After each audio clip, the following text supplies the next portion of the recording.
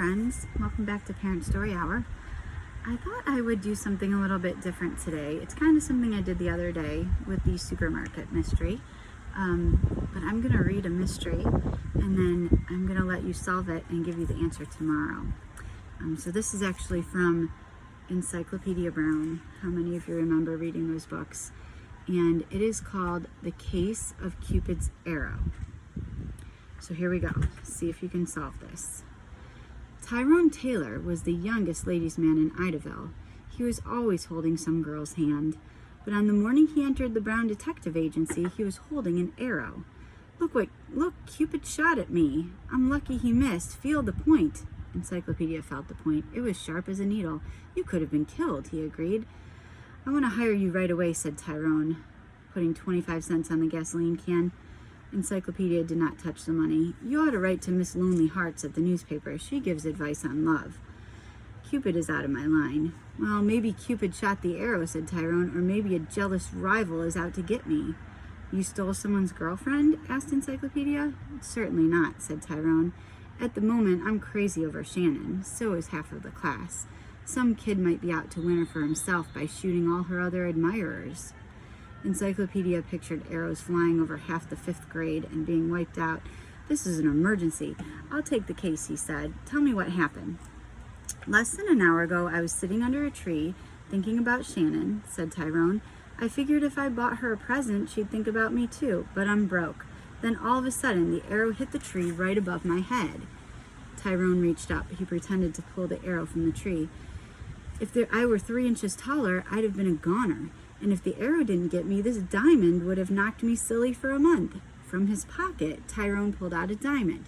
It was the biggest diamond Encyclopedia had ever seen. The diamond was tied to the arrow. This is the perfect gift for Shannon. See what I mean about Cupid? You better show me where you were sitting, said Encyclopedia.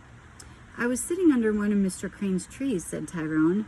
Mr. Crane was one of the richest men in Idaville. As the two boys came within sight of his big house, Tyrone stopped cold. Police! There were 3 police cars parked near the house. Policemen were walking around searching the grounds. I don't want to get mixed up with the police, Tyrone said. I'm really not a lover at heart. I'm a coward. He shoved the arrow and the diamond into Encyclopedia's hands and fled. The next instant, Encyclopedia heard his father calling. I'm glad to see you, Leroy, Chief Brown said. We've got a bit of a mystery here. Then he told Encyclopedia about the events of the morning at Mr. Crane's house. Mr. Crane owned the Greenwood diamond, one of the largest and most valuable diamonds in the world. About an hour ago, he had been alone in the house. He heard someone force open a window. Fearing a thief, Mr. Crane raced to his study. He removed the diamond from its glass showcase. Then he took down a bow and arrow, which hung on the wall. He tied the diamond to the arrow and ran back to the staircase.